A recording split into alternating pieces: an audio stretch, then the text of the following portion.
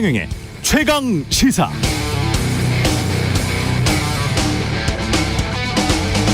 네, 1990년 세계 반도체 매출 1위는 넥, 2위는 도시바, 3위는 히타치, 모두 일본 기업이었습니다.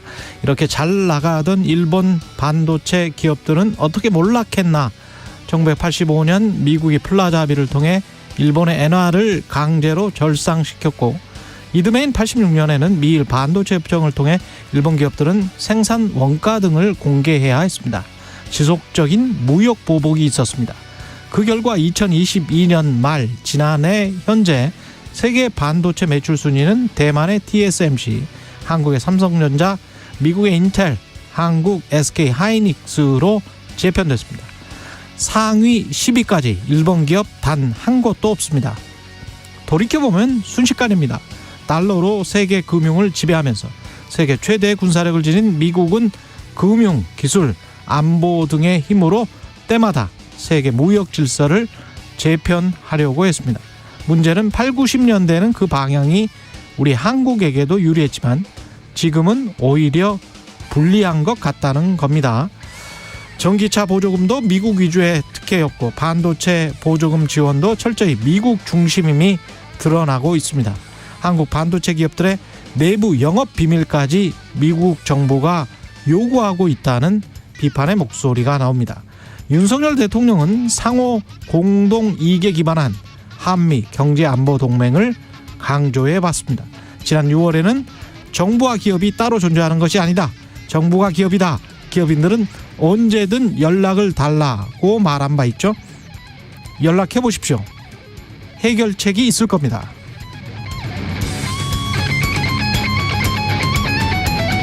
네, 안녕하십니까. 3월 6일 세상에 이익이 되는 방송 최경영의 최강시사 출발합니다. 저는 KBS 최경영 기자고요. 최경영의 최강시사 유튜브에서도 실시간 방송하고 있습니다. 문자 참여는 짧은 문자 50원, 긴 문자 100원이 드는 샵 9730 무료 콩어플 많은 이용 부탁드리고요. 오늘 최강시사 전재수 더불어민주당 의원, 김종인 전 국민의힘 비대위원장, 이문정 검사 차례로 만나보겠습니다. 경제합시다도 준비되어 있습니다.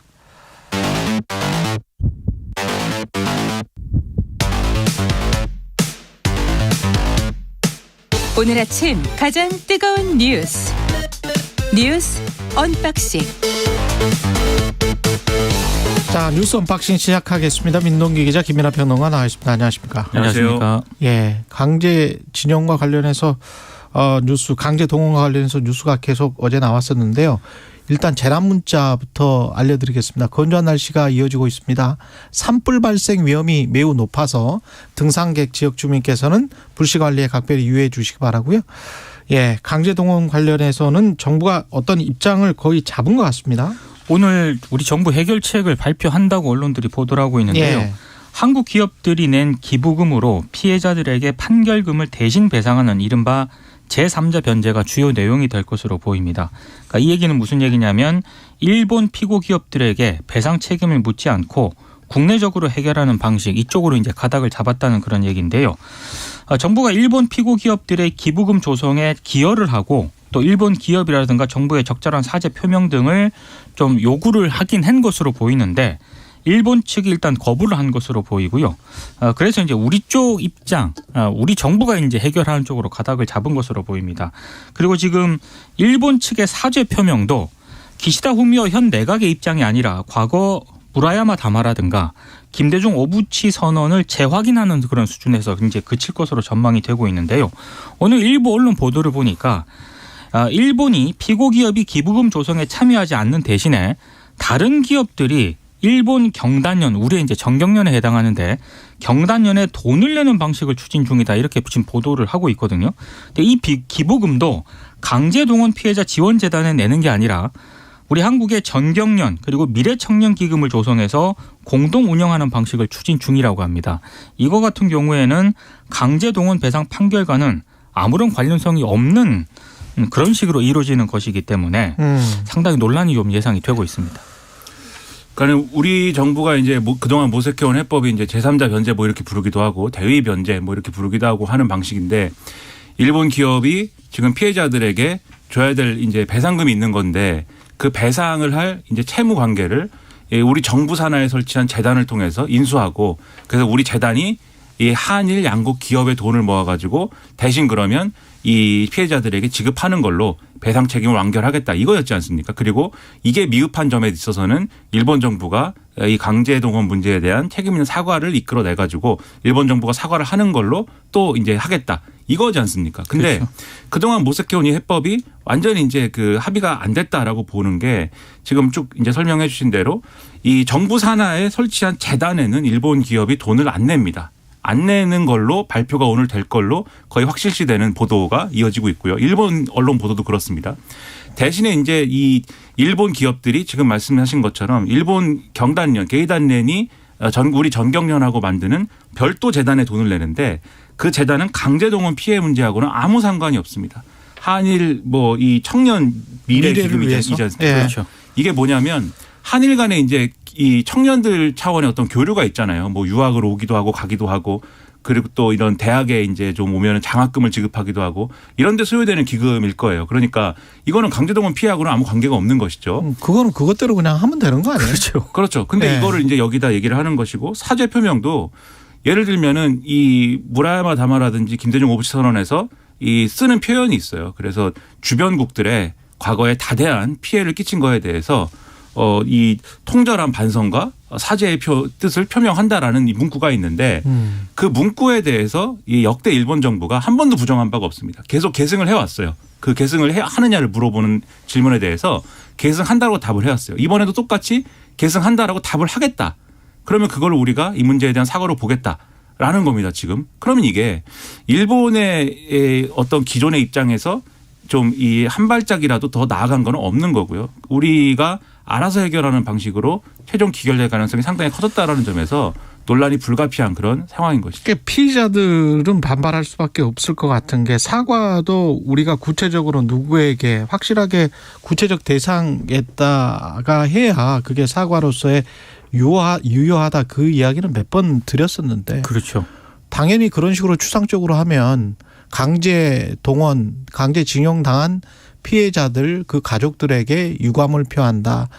매우 반성한다, 사과한다. 뭐 이렇게 돼야 피해자 가족들은 그 한이랄지 이런 것들이 풀리는 거 아니겠습니까? 그렇죠. 그런데 그런 것들이 전혀 없고 그런 이런 식의 이제 제3자 변제를 한다면 이거는 피해자들이 반발할 수밖에 없을 것 같은데. 그리고 이제 법적으로도요. 한국의 대법원의 판결과 지금 정부가 추진하고 있는 제3자 변제 이런 방식이 대법원의 판결에 부합하는 것인가 이것도 좀 따져볼 여지가 있는 거고. 그렇죠. 만약에 이 정부의 제3자 변제를 거부하는 피해자들 있지 않습니까? 네. 그럼 이 피해자들 같은 경우에는 어떻게 할 것인가 이런 부분도 지금 남아 있거든요. 그렇죠. 이 대법원 네. 판결 문제와의 간극은 이런 겁니다. 대법원 판결 내용은 네. 이 강제동원 피해 문제가 일본의 주장은 1965년에 청구권 협정으로 이미 해소된 거다. 그때 이제 그 청구권 자금을 이제 한국에 전달하면서 예. 이 문제는 배상이 끝난 거다. 이 입장이에요. 일본은 그렇죠. 그렇죠. 예. 그래서 일본은 여기에 대해서 추가적인 사과도 하지 않고 배상 책임에 해당하는 어떠한 것도 하지 않겠다라는 입장이 그 판단에서 나오는 겁니다. 그렇죠. 그런데 우리 대법원 판결은 뭐냐면 이 강제동원 피해자들의 지금 피해 이 내용은 1965년 청구권 협정으로 해소가 안 됐다라는 거예요. 맞아요. 이건 별도 해법이 필요하다는 겁니다. 그렇죠. 그래서 지금까지 민사소송이에요, 이거는. 그렇죠. 네. 그래서 예. 지금까지 이제 일본 기업의 우리 국내 자산의 현금화라든지 이런 걸 그래서 추진을 해온 거거든요. 근데 지금 정부의 이러한 일련의 이제 이러한 이제 방안은 결국 1965년 청구권 협정으로 해소가 됐다라는 일본의 입장을 거의 받아들인 거에 가깝습니다. 그러면 당연히 우리 국내적인 문제로 볼 때는 대법원 판결하고의 상충이 있는 거고요. 그럼 이 점에 있어서는 이제 이 논란이 해소가 안 될 것이고 여기에 대해서는 제3자 변제라는 거에 대해서도 그 자체에 대한 법적 쟁점이 있는데 그건 뭐냐면 일단 제3자 변제라는 거는 앞서 말씀드렸듯이 재단이 채무 관계를 인수를 하는 겁니다. 그러면 채무 관계가 있는 존재들 그러니까 지금 이 구도에서는 가해 기업하고 피해자들이 그 채무가 있다는 거를 확인을 해야 돼요. 그리고 그 채무를 재단이 인수하는 거에 동의를 해야 됩니다. 근데 가해 기업은 채무가 없다고 지금 주장하는 것이고 그리고 피해자들은 그 채무 관계를 인수하는 것을 지금 일부가 반대하고 있는 거예요. 예. 그러면은 이 가해 기업들은 어쨌든 일본 기업들이기 때문에 채무 관계가 없다고 주장하는 거에 대해서는 변론으로 놓더라도 최소한 피해자들이 이 채무 관계를 정부 재단이 인수하는 거에 대해서는 동의를 표해야 되거든요. 근데 이런 해법으로는 그 동의를 표하는 것이 한계가 있겠죠. 그 오늘 기자회견을 한다는 거 아니에요? 정부 발표 직후에 바로? 일단 피해자 단체 예. 그리고 이제 피해자 그 했던 변호사를 중심으로 이제 기자회견을 한다는 건데요.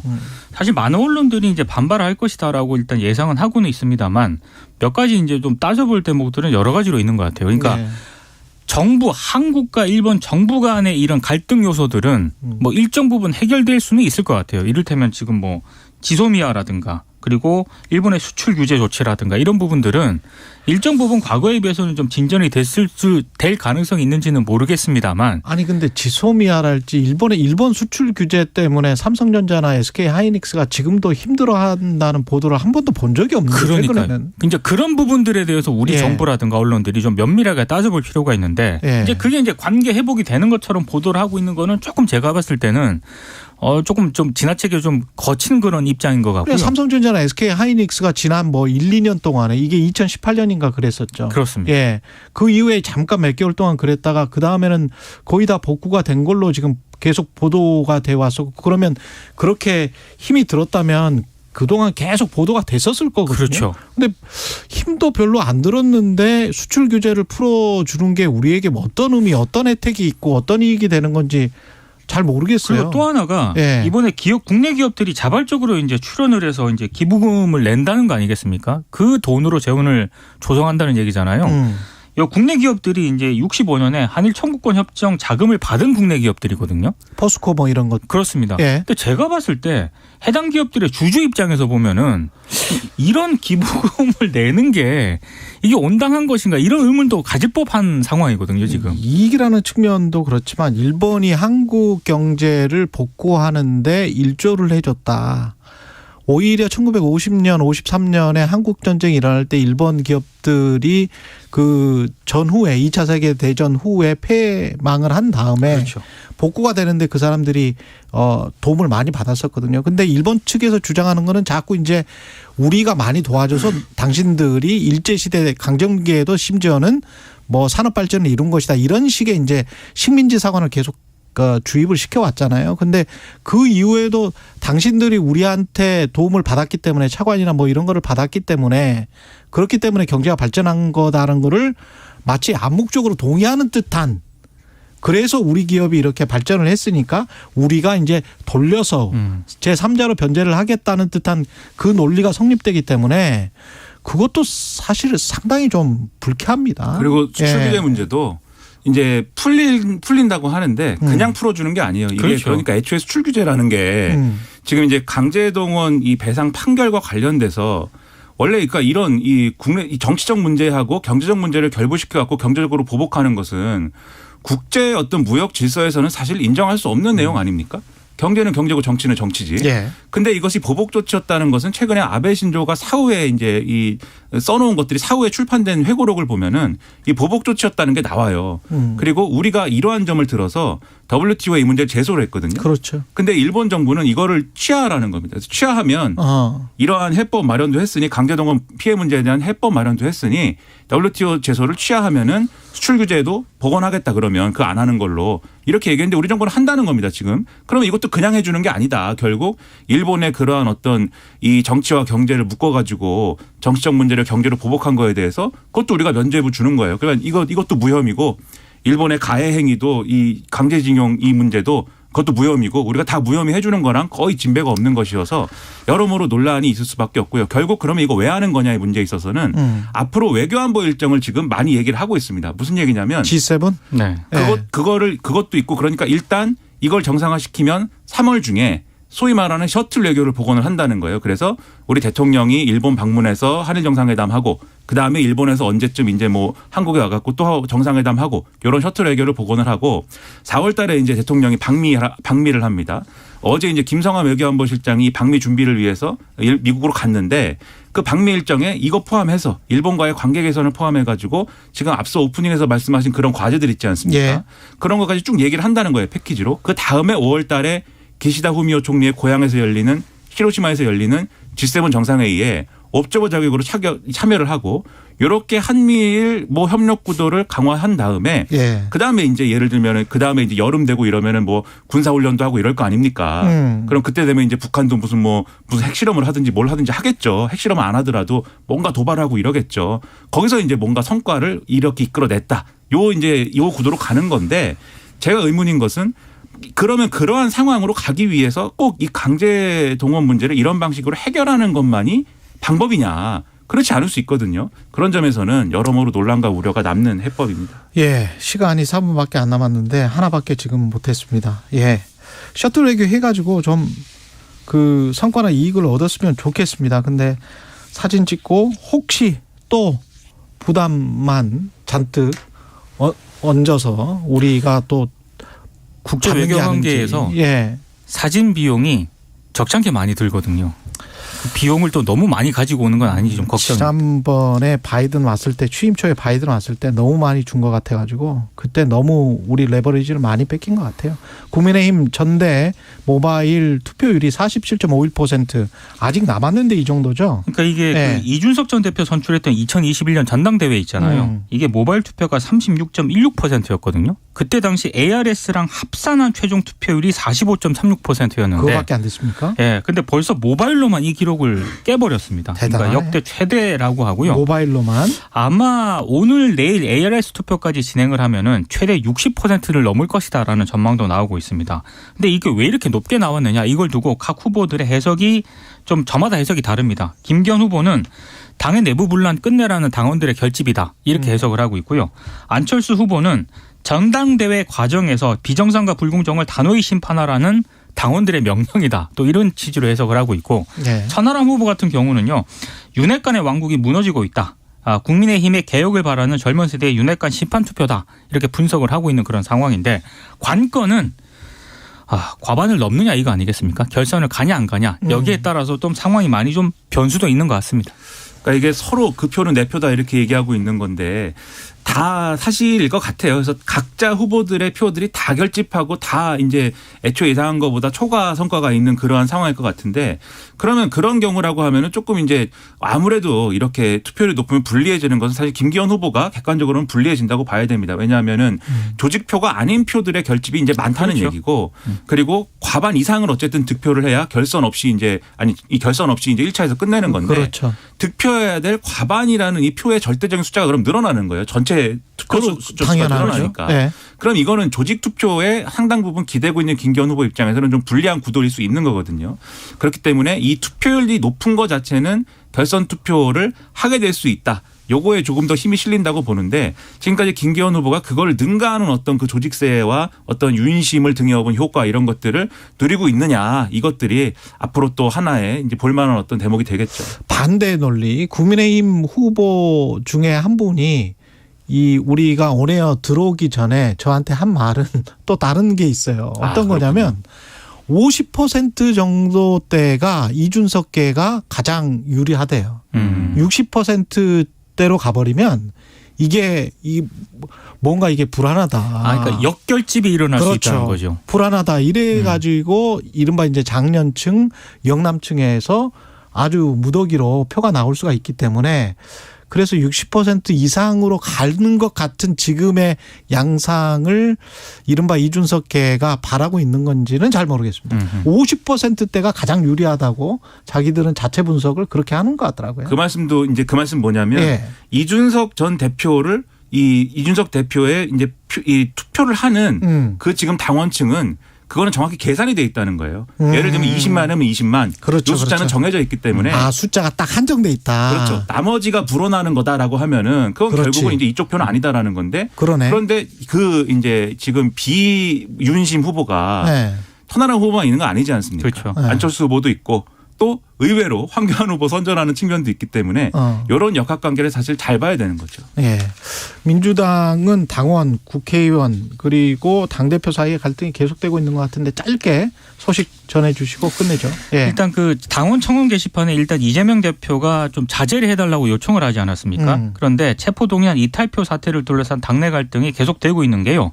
이낙연 전 대표 영구제명 청원에 어제 오후 7시 기준으로 이게 6만 8천 명이 동의를 했거든요. 5만 명 훌쩍 넘었습니다. 이거 답을 해야 되는 그런 상황인데 또 비이재명계 당원들도 이재명 사퇴 및 출당 재면 맞불 청원을 올렸습니다. 그러니까 여진이 지금 계속되고 있는 그런 상황입니다.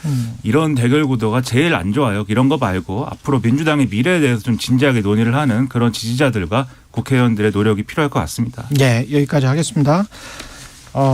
민동기 기자, 김민아 시사평론가였습니다. 고맙습니다. 고맙습니다. KBS 1라디오 최경영의 최강시사 듣고 계신 지금 시각 7시 40분입니다. 출근길 날씨 정보입니다. 오늘 대기가 매우 건조합니다. 화재 예방 주의를 하셔야 되겠고요. 일교차는 크게 벌어지면서 이번 한 주간 낮 기온은 15도 이상을 보이는 곳이 상당하겠습니다. 현재 건조특보는 전국 곳곳에 발효 중이고요. 미세먼지 농도도 좋지 않은데 주로 초미세먼지 농도입니다. 대부분 중부와 일부 남부지방으로 오늘도 초미세먼지 농도가 나쁘겠습니다. 현재 전북과 경기 동부에는 초미세먼지 주의보가 내려져 있는 상황입니다. 오늘 낮 최고 기온 서울 16도, 세종, 부산 17, 광주 19, 대구 20, 강릉 21도 등 전국이 13도에서 21도 분포로 남부지방은 20도 안팎의 기온이 많겠고요. 내일도 서울은 18도로 오늘보다 2도나 더 높아지면서 완연한 봄 한복판의 날씨가 이어질 전망입니다. 이번 한 주간 기온 분포가 이렇고요. 다음 주엔 다시 평년과 비슷한 기온이 내려오면서 다시금 체감상으로 더 춥게 느껴질 수가 있겠습니다. 한 주간 일교차 속에 건강 관리 잘 하시고요. 현재 서울 기온은 2.5도입니다. 최강시사 출근길 날씨 정보 최영우였습니다. 계속해서 이 시각 교통 상황입니다. KBS 교통정보센터 정현정 씨입니다. 네, 월요일 출근길입니다. 이른 아침부터 정체 구간 많은데요. 곳곳으로 사고도 나고 있습니다. 먼저 경부고속도로 서울 쪽으로는 수도권 구간 중심으로 정체가 늘고 있습니다. 수원 부근이고요. 판교 분기점에서 반포까지 12km가량 밀리고 있습니다. 이전으로는 서울요금소에서는 승용차 관련 사고도 있어서 부근이 혼잡한 상태입니다. 반대 부산 쪽인데요. 한남에서 서초까지와 신갈 분기점에서 수원까지 밀립니다. 기흥에서 기흥동탄, 오산에서 남사, 안성분기점에서도 각각 정체 있습니다. 한편 서울 시내 상황은 동부간선도로 의정부 쪽인데요. 성동에서 군자교 사이 3차로에서는 고장난 차가 서 있어서 뒤쪽 차량들에게 영향을 주고 있습니다. 월요일 아침 출근길 사고 나지 않도록 앞차와의 여유 공간은 넉넉하게 두시기 바랍니다. KBS 교통정보센터에서 정현정이었습니다. 오늘 하루 이슈의 중심. 당신의 아침을 책임지는 직격 인터뷰. 여러분은 지금 KBS 1라디오 최경영의 최강시사와 함께하고 계십니다. 네, 이재명 대표에 대한 체포동의안 표결 이후에 당 지도부는 내부 소통 강화에 주력하는 모습인데요. 당내 상황과 관련해서 더불어민주당 전재수 의원 연결돼 있습니다. 안녕하세요, 의원님. 네, 전재수입니다. 예, 지금 나오는 양상들은 일부 강성 지지층이 부결표를 던지지 않은 민주당 의원들을 색출해서 그 명단들이 각기 다른 명단들이 좀 나오고 있고, 문재인 전 대통령, 이낙연 전 당대표까지 수박 처단 대상의 사진 이렇게 쭉 올라와 있더라고요. 예. 그런 게 좀 돌았었는데 느끼십니까? 이런 굉장히 좀 안 좋습니까? 당내 분위기가? 최근 한 10년 사이에 당 분위기가 최악인 것 같습니다. 최악이다. 최근 10년 사이에 최악이다. 예, 그런 것 같습니다. 일단은 말하자면 색출 작업. 예. 저도 포스터도 보고 SNS에 돌아다니는 것들 많이 봤는데, 지금 이게 문제 해결에 도움이 전혀 안 되는 행위들이죠. 예, 그리고 저 같은 사람도 수박으로 규정을 해놨더라고요. 일부에서는. 이게 버전이, 여러 가지 버전이 있던데, 일부에서는 그렇게 해놨더라고요. 굉장히 정상적이지 않죠. 그 다음에, 사실은 이제 싸움이 나게 되면 싸움을 말려야 되고, 이러는데, 싸움이 난 데다가 더 큰 싸움을 만들고 또, 이 갈등과 분열이 있는 곳에 기름을 붓는 이런 정치적 행위 또는 정치적 발언 이런 것들은 좀 삼가해야 될 필요가 있는데 지금 서로 악셀레터를 막 밟고 있는 상황인 것 같습니다. 그래서 굉장히 어려운 상황입니다. 역대 최근 한 10년 사이에 경험해보지 못한 그런 힘들고 어려운 상황이 펼쳐지고 있는 것 같습니다. 최근 10년 동안 민주당의 최악의 상황이 왔다. 누구의 책임입니까? 우리가 무슨 일이 발생했을 때 오롯이 전적으로 누구의 책임이다. 100% 누구의 책임이다. 이런 건 세상에 존재하기 어렵지 않습니까? 그런 거는 없죠. 예. 그렇죠. 그러니까 정치는 더 하거든요. 예. 작용, 반작용, 작용, 반작용, 막 이런 과정들을 거치면서 이제 문제가 커지기 때문에 누구 한 명, 누구 한 그룹 또는 누구 어떤 한 진영, 당내에 문제라고 보기는 어렵고요.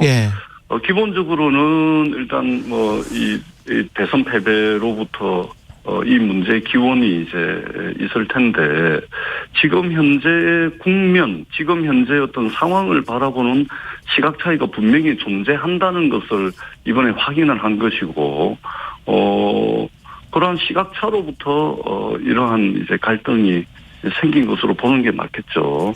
그러면 당대표는 어떻게 해야 되고 국회의원들은 어떻게 해야 되고 그리고 당내 지지층 권리당원들은 어떻게 해야 됩니까? 각각 역할이 있어야 될 것 같은데.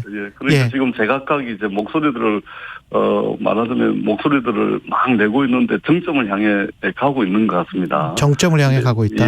목소리들이 정치적 목소리들 또는 정치적 주장들이 각기 여러 군데서 이제 막 터져 나오기 시작하고 이것이 이제 서서히 악셀레터를 밟으면서 정점을 향해 가고 있는데 이럴 때일수록 저는 온 힘을 다해가지고 지혜를 모아야 된다.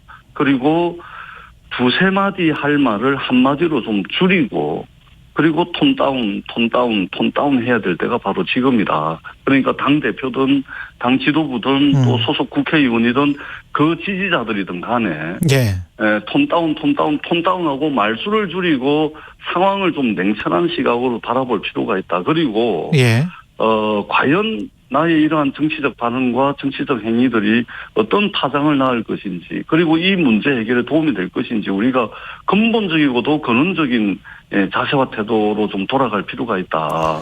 그렇게 생각을 하고 저는 정말로 좀 말수를 줄이자. 톤 다운하자. 이 말씀을 꼭 좀 드리고 싶습니다. 특히 저 같은 경우는 이번에 이제 기권 부결 또 뭐 찬성표 던진 사람들이 무슨 공천 문제 때문에 근본적인 것은 공천 때문에 그렇다라고 이야기를 하는데 사실 부산이라고 하는 험지에서 저 국민의힘과 경쟁해야 되는 저희들 같은 입장에서는 공천 이런 건 아무런 문제가 아니거든요. 오히려 공천 받으려고 하는 사람도 출마하려고 하는 사람도 별로 없어요. 많지가 않습니다. 그런 과정에서 이제 말하자면 공천 받으면은 쉽게 당선되는 지역에 있는 분들이 특히 갈등을 더 큰 갈등 또 싸움을 더 큰 싸움으로 더 큰 싸움으로 이제 나가는데 이제 역할을 하시는 분들이 있으세요. 그러니까 저희들이 보기에는 참 이게 좀 안타깝죠. 그러기 때문에 저희들이 험지에서 싸우는 저희들이 말씀을 드립니다.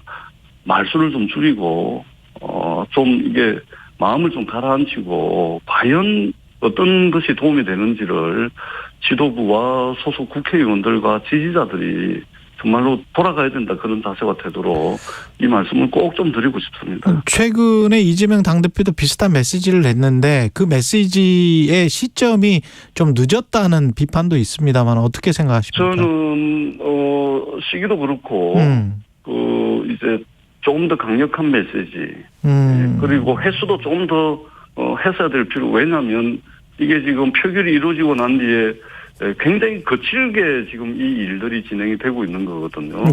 그런 측면에서 저는 당 대표가 조금 더 강력한 메시지로 더 이제 횟수도 한두 번 조금 더 해달라. 지지자들에게 그리고 물론 이제 국회의원들에게도 그런 메시지가 꼭 필요하다고 생각을 합니다. 그렇기 때문에 이런 시점일수록 저는 당 대표가 조금 더 강력하게 그리고 당내를 향해서는 더 강력한 소통 행보라든지 이런 것들이 정말 요구되는 그런 시점이다. 그렇게 생각을 합니다. 어떻게 가능하다고 보세요? 지금 체제로 예, 당 내분이 수습되는 게 가능하다? 예, 저는 가능하지 않은 일이 없다라는 기본적인 생각을 하고 있고요. 예. 당내에 이런 흐름은 이미 있었습니다. 그리고 이전에도 있었던 것이고 다만 지금 그것이 표출됐을 뿐이지 예. 없던 문제가 갑자기 생긴 게 아니기 때문에 공존할 수 있습니다. 근데 그 지혜를 찾는 것이 정당하는 사람, 정치하는 사람의 의무라고 저는 생각을 합니다. 예, 좀 더 구체적으로 가보면 당 정치혁신위원회에서 권리당원 여론조사를 당무감사에 반영한달지 또는 뭐 총선 경선 과정에서 공천까지도 넣는달지 뭐 이런 것들을 이야기를 하고 있는 것 같은데 그게 이야기는 하고 있습니까? 검토는 하고 있습니까? 예, 저도 이제 정치혁신위원회 위원인데 그렇잖아요. 예. 그런데 이것은 아젠다 세팅 과정에서 그 부분만 발췌를 해가지고 지금 이제 강성 지지층들하고 이게 갈등이 격화되니까 그것과 결부지어 가지고 기사를 내보낸 거예요. 네, 그러니까 전혀 상관없다. 그리고 민주당은 대한민국 정당 역사상 그야말로 모범적인 공천 시스템을 이미 가지고 있고 그 선출직 공직자 평가위원회의 배점이라든지 평가 항목이라든지 이런 것들이 이미 정해져 있습니다.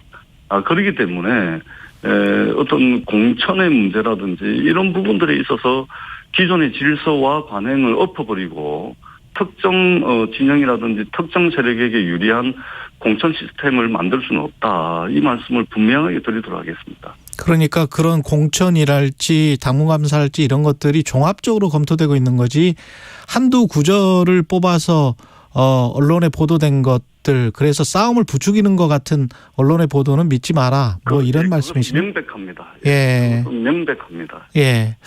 이재명 당대표의 사법 리스크가 분명히 있는 거는 사실이고 이게 만약에 이제 장기화될 가능성도 지금 있는 거기 때문에 어떻게 생각하세요? 로드맵 같은 게 있습니까? 내년 총선에? 저희들이 이게 좀 답답한 상황이 계속 이어지고 있는 것이 사실은 칼자루는 윤석열 대통령과 검찰이 쥐고 있는 겁니다. 칼자루는.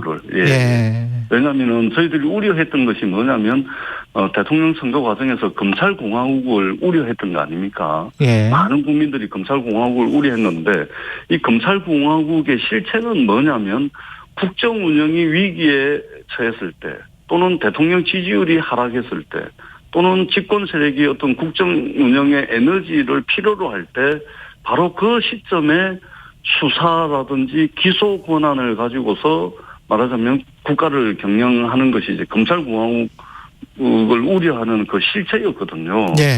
근데 지금 아니나 다를까 눈 뜨고 일어나면은 무슨 소환이다, 뭐 압수수색 영장이다, 체포 영장이다, 뭐 구속이다, 수사다, 기소다 해가지고 이런 단어들로 점철된 것이 지난 1년이었습니다.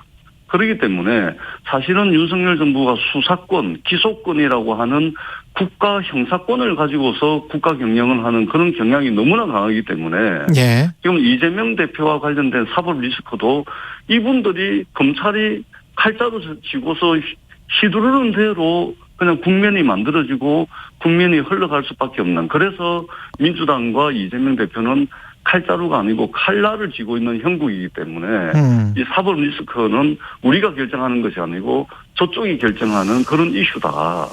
그런 측면에서 민주당이 상당히 이제 답답하고 이러지도 못 앞으로 나가지도 못하고 그렇다 그래서 뒤로 물러설 수도 없는 굉장히 어려운 형국에 지금 처해 있는 상황이다. 의원님 말씀을 그대로 받는다고 하더라도 그래도 도전이 오면 뭐 응전을 하든지 극복을 하든지 그래야 되잖아요.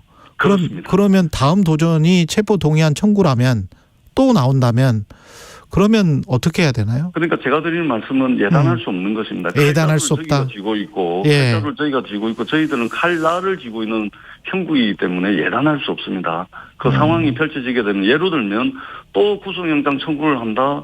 뭐 이렇게 돼버리면 이게 검찰이 그냥 이게 밥 먹듯이 할 수 있는 건가 이게 국민들이 이런 의구심을 가질 겁니다. 그러면서 그런 의구심이 이건 정말 국가 형사권을 가지고서 해도 너무하는 거 아니냐. 여론이 그렇게 돌아가면 검찰 윤석열 대통령이 그렇게 함부로 할 수가 없는 거거든요. 30초 남았는데요. 예. 그렇기 때문에 저희들이 예단을 해서 예, 그렇게 할 필요는 전혀 없다. 예. 이 말씀을 꼭 드리고 싶고 다시 한번 말씀을 드리고 싶은 것은 이럴 때일수록 온 힘을 다해서 우리 민주당과 지지자들이 지혜를 모아야 된다. 이 말씀을 제가 꼭 드리고 싶습니다. 알겠습니다. 여기까지 듣겠습니다. 예, 민주당 전재수 의원이었습니다. 고맙습니다. 네, 고맙습니다. 예, KBS 1라디오 최경영의 최강시사 1부는 여기까지입니다.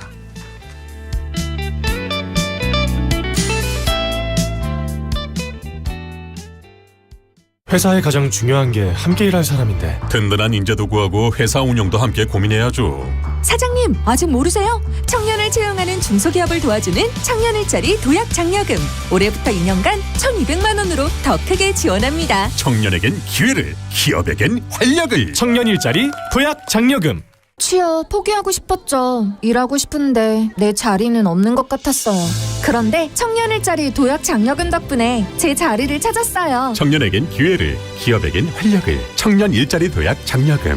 올해부터 2년간 1,200만 원으로 더 크게 지원합니다. 지금 검색창에 도약 장려금을 입력하세요. 지난 2003년에 벌어진 대구 지하철 참사가 20주기를 맞습니다. 세계적으로도 역대 시커먼 연기가 2023 KBS 연중기부 기억을 기록하다. 역사 입구마다 계속해서 연기가 대구 지하철 참사 피해자 가족들을 위해서 심리학과 교수님이 피해자 가족분들에게 그러시는 거예요. 집에 시계가 고장이 나면 시계를 정확한 시간으로 고치지 않느냐고. 심지어 외국에 나가도 그 외국의 시간에 따라서 해야만 되는 것이 시간이라는 거 아니겠느냐. 그런데 그 시계가 고장이 나서 시간이 맞지 않는다면 빨리 그 시간을 고쳐야 우리가 정상적인 시간으로 정상적인 삶을 살 수 있지 않느냐 하시면서 내 마음속에 심리적인 시간을 다시 맞춰라. 그 시간에 머물러 있지 마세요 하고 이렇게 말씀을 해주시는데 그 당시 아들을 먼저 보내신 아버님이 계셨는데 고장난 시계에 시간을 고치라고 말씀하실 때 이렇게 두 눈을 질끈 감으셨어요. 그 이후에도 우리나라에서는 많은 힘든 일이 있었어요. 그 유가족 분들에게도 그 얘기를 좀 전달해 드리고 싶어요. 시계를 고치시라고. 대구 지하철 참사 당시 봉사활동을 했던 한명아 씨는 기억합니다. 상상도 하지 못했던 비극에 그대로 멈춰버린 시간들. 사고 전으로 시간을 되돌릴 수는 없을까. 고장난 시계를 고치고 또 고쳐가며 20년을 견뎠습니다. 당신과 대한민국의 기억, KBS가 기록합니다.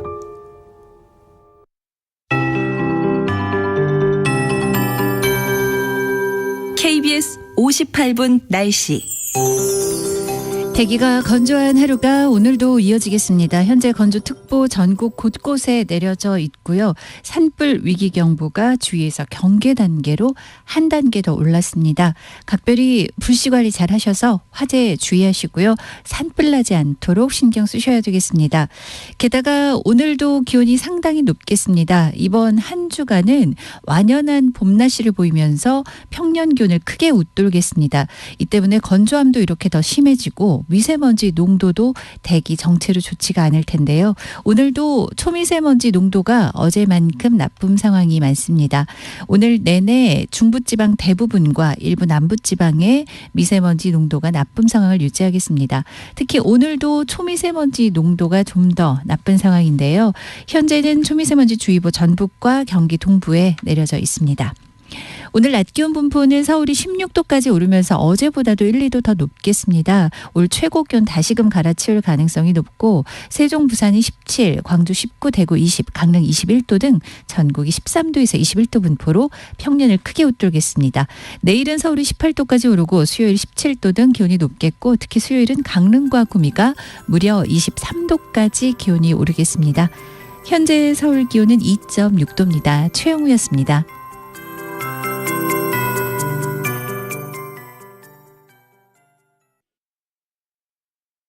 정성을 다하는 국민의 방송 KBS가 8시를 알려드립니다. AM 711kHz, FM 97.3MHz, KBS 1라디오입니다. HLKA.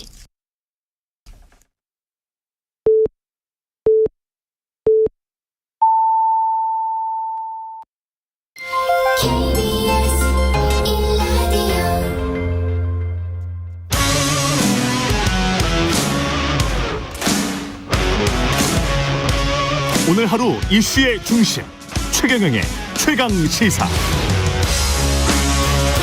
네, 오는 9일이면 윤석열 대통령 당선된 지 1년이 되는데요. 그런데 정치권도 경제도 모두 넉넉지 않은 상황입니다. 산적한 과제들을 어떻게 풀어가야 할지 김종인 전 국민의힘 비대위원장 모셨습니다. 안녕하세요. 네, 안녕하세요. 예. 새해 이후에는 오랜만에 뵙는데요. 요즘 정치권은 여야 마음에 드는 부분은 있습니까? 글쎄요, 너무나 혼란스러운 것 같아서 예. 이대로 가면은 한국 정치가 과연 어떻게 될 것인가 하는 좀 걱정도 되는 그런 측면이 있어요. 예. 여야 모두에게 어떤 조언 같은 거를 해주신다면 어떤 게 있을까요? 내가 뭐 조언을 해봐야 별로 듣지도 않기 때문에 내가 무슨 조언하고 싶은 그런 생각도 없어요. 네. 1년 됐는데요. 당선 1년. 그 전에 이제 별의 순간이라는 단어가 유행을 했었고, 예. 윤석열 대통령 그 후보 시절에도 별의 순간을 잡은 것 같다. 그런 말씀을 하셨었잖아요. 아니, 내가 그러니까. 예. 2022년 2월 달에. 예. 내가 윤석열, 당시에 검찰총장이에요. 윤석열 검찰총장이 별의 순간을 잡았다, 이렇게, 도래했다, 이렇게 얘기를 했고, 그 다음에 별의 순간을 잡았다고 얘기를 해서, 이제 대통령이 될 거라고 나는 생각을 했기 때문에 그런 얘기를 했어요. 왜냐하면 노무현 정부의 지난 5년을 봤을 적에 문재인 정부 그 당시 국민의힘 자체에는 별다른 마땅한 대통령 후보감이 없고, 예. 그래서 검찰총장이지만 그래도 국민의 지지가 상당수 올라가기 때문에 예, 별의 순간이 도래한 것 같다. 내가 이렇게 얘기를 했고, 예. 그 이후로 쭉 해서 대통령까지 당선이 됐는데, 지금 당선된 지 이제 딱 1년이 되지 않았습니까?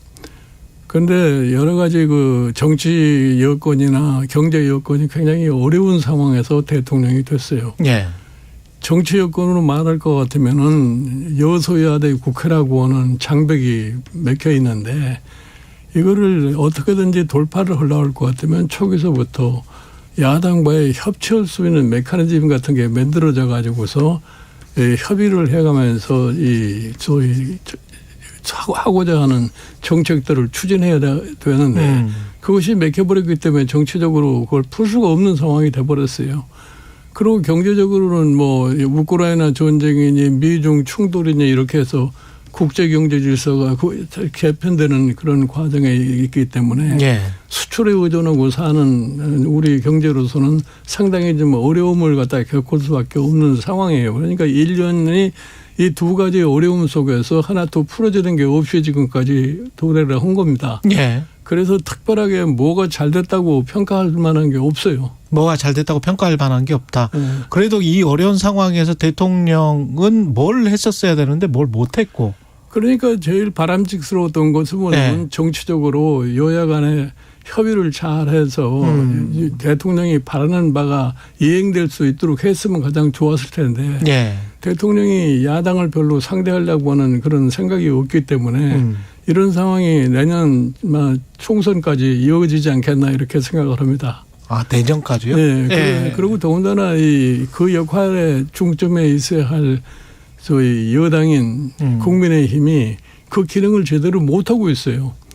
그러니까 집권을 하고 나서 여당 자체가 정상적인 체제를 갖추지 못하고 비상대책위원회라는 걸 만들어가지고 최근까지 지금 전당대회에서 대표를 선출하는 그런 과정에 여러 가지 혼란상을 보이고 있기 때문에 과연 전당대회가 끝나고 나서 이 국민의힘이 정치력을 발휘해서 대통령을 보좌하면서 야당과의 자기 역할을 갖다 제대로 수행할 수 있을지 이것이 굉장히 회의적입니다.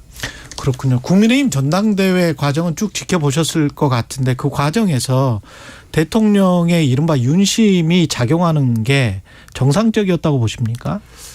그렇죠. 그게 좀 아쉬운 점이에요. 예. 사실은 대통령께서 이 대표 선출에 대해서 아무런 의사표시가 안 했었으면 좋았을 텐데 뭐 간혹 가다가 의사표시가 나왔기 때문에 결국 가서 윤심 논쟁이 벌어지고 있는 거 아니겠습니까? 예.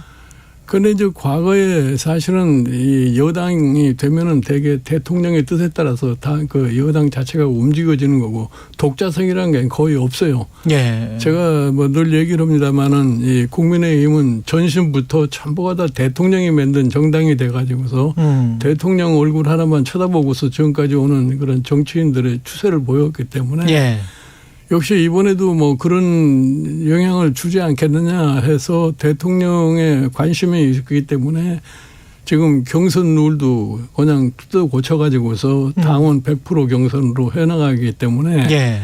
지금 김기현 지금 후보가 이제 거기에 윤심을 가장 많이 받았다고 하기 때문에 김기현 후보가 만약에 이번에 1차 투표에서 소개 목적을 달성하지 못할 것 같으면은 그 자체로서의 당은 상당히 참 혼란스러운 상황에 가지 않겠나 이렇게 생각을 합니다. 그렇군요. 1차 투표에서 김기현 후보가 과반 이상으로 승리하지 못한다면 그러면 혼란스러운 상황으로 갈 수 있다. 그렇게 결선 투표로. 예, 당이 단합된 모습을 보이지 못하는 것을 입증을 해주기 때문에 그럴 수밖에 없는 거죠. 설사 결선 투표에서 김기현 후보가 당대표로 선출된다고 하더라도. 뭐 하더라도 역시 당이 소위 그 종전같이 그렇게 대통령의 의중대로 따라가지 않았다는 그런 모습을 보이기 때문에 그렇군요. 좀 대통령의 입장에서 상당히 좀 거북스러운 상황에 도래할 수도 있어요.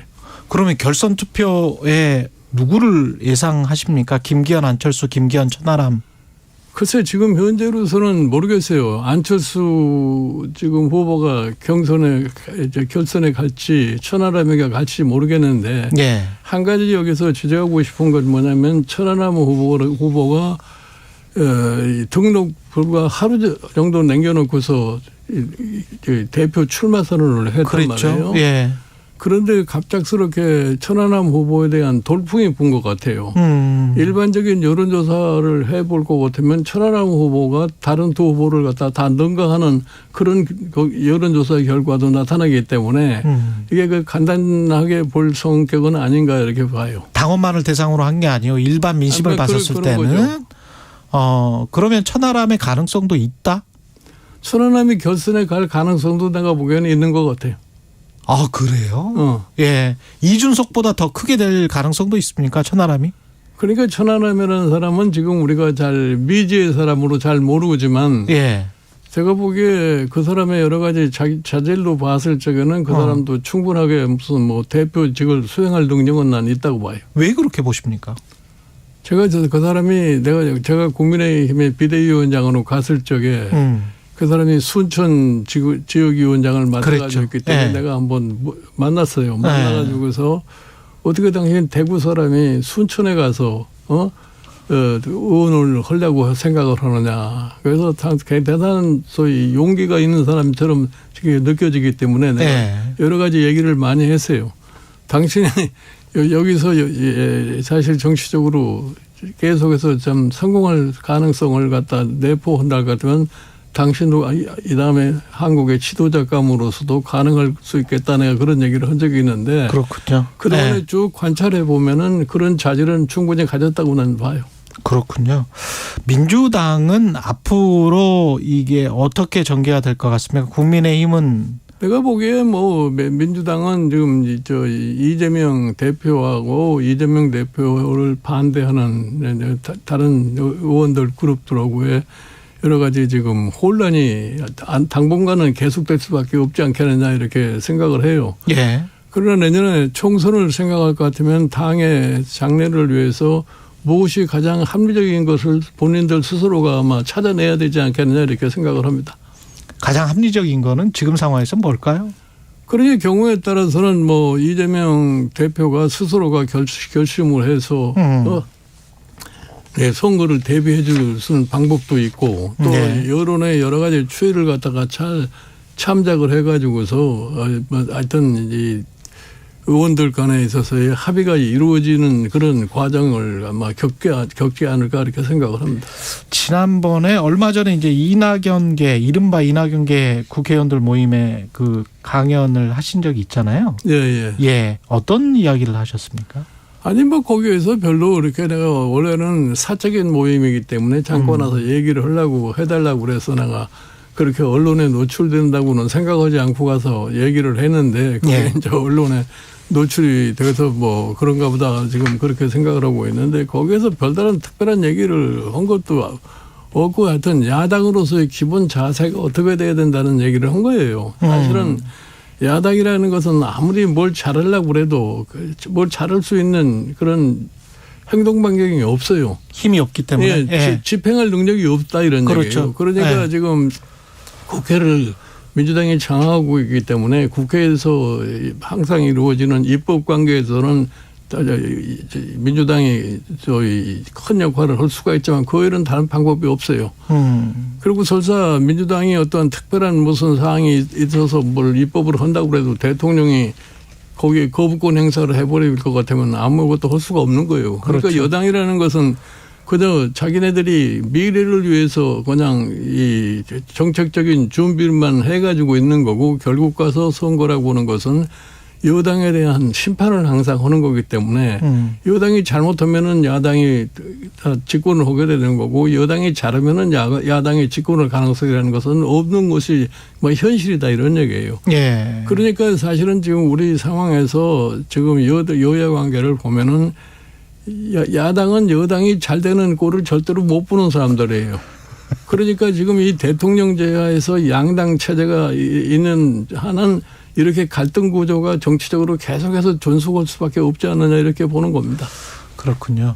만약에 아까 말씀하신 대로 이재명 당대표가 모종의 새로운 결심을 한다면 네. 그렇게 돼서 지금의 체제가 약간 변화가 있다면 민주당 같은 경우에 그렇다면 이낙연 전 총리가 또는 제3자가 민주당의 당대표 또는 비상대책위원장 어떻게 생각하세요? 이낙연 전 총리가 바로 들어올 가능성이 있습니까? 내가 보기에는 지금의 민주당의 소위 구조로 봐서는 그렇게 쉽지가 않을 겁니다. 이낙연 전 총리가 들어오는 거는? 예. 그러면 제3자가 비대위원장이건 당대표를 맡을 가능성이 높다? 하여튼 그거는 좀 민주당 내부에 소위 지금 어느 정도 능력을 가지는 사람들이 이제 협의를 과정을 거쳐서 내년 총선을 어떻게 준비할 것인가를 아마 생각할 수밖에 없지 않나 이렇게 봐요. 그렇습니다. 그러면 지금 말씀하시는 거 보면 여당도 못하고 야당도 못하는 상황인데 그러면 내년 총선에서는 누가 승리를 하게 될까요? 그러니까 저는 이렇게 생각을 해요. 지금 여당은 내년이 사실 그 중간 평가 성격을 갖게 됩니다. 윤석열 대통령이 2년을 갖다 집권을 한 다음에 선거를 하기 때문에 중간 선거를 보기 때문에 여당도 내년 총선에서 과반수를 확보하지 못할 것 같으면은 윤석열 대통령의 마지막 3년 임기도 굉장히 힘들 수밖에 없어요. 그러니까 저 야당은 자기네들대로 지금 현재 뭐 170석 가까운 의석을 가지고 있지만 지금 현재 야당의 내재적으로 가지고 있는 여러 가지 문제를 놓고 봤을 적에 그런 의석을 갖다가 다시 얻기라는 그렇게 쉽지 않으려고 봅니다. 그렇군요. 지금 체제로 그냥 가는 겁니까? 아니면 양강 체제로 가는 겁니까? 아니면 어떤 분당이나 신당 창당 가능성이나? 근데 흔히들 얘기해서 분당이라고 하는 것은 그렇게 쉽게 이루어지지 않으리라고 봐요. 지금 사실 분당이 된다 할 것 같으면 현역 의원들이 뭐 그룹으로 다 빠져나가야 된다는 얘기인데 현역 의원도 선거를 앞두고서 그런 모험을 벌이라고 저는 생각하지 않기 때문에 분당한 가능성이라는 것은 굉장히 희박하다고 봐요. 그러니까 공천에서 만약에 탈락을 한다면 여야 모두. 공천에서 탈락한 이후에 분당한다는 거는 그런 의미가 없어요. 그래가지고 희망이 없습니다. 그렇습니까? 예. 근데 공천에서 탈락했다. 그리고 또 특히나 여당 같은 경우는 윤석열 대통령이 자기 사람 심기 또는 뭐 검사 출신을 30-40명 뭐 이런 보도들이 계속 나오고 있지 않습니까? 그렇게 만약에 지금 현재 당협위원장이 지역위원장이 자기 지역구를 뺏겼다고 하면 다른 생각을 가질 수 있지 않을까요?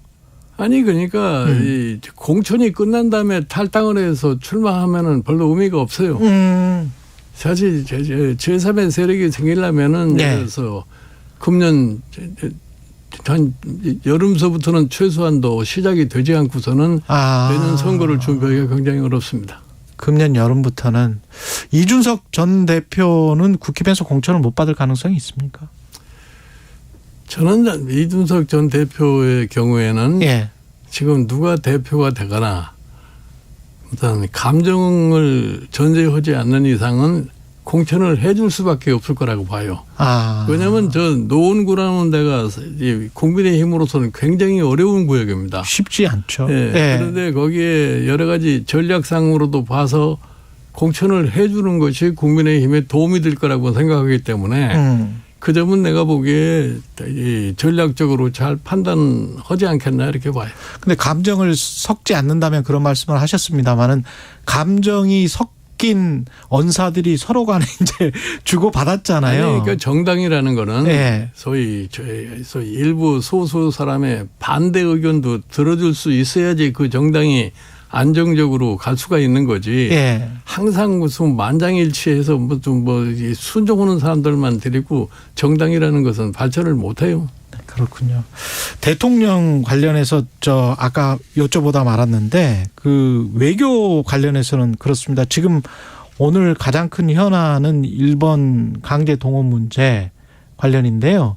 이렇게 빨리 해결을 하는 게 맞습니까? 어떻게 보십니까? 아니 지금 뭐 사실은 미국이 지금 중국 관계 때문에 이 동북아에 하여튼 한미일 소위 동맹이라고 하는 것을 갖다가 강조하고 있는 이런 입장에 있고 사실 대한민국의 입장에서는 별다른 선택의 여지가 없어요.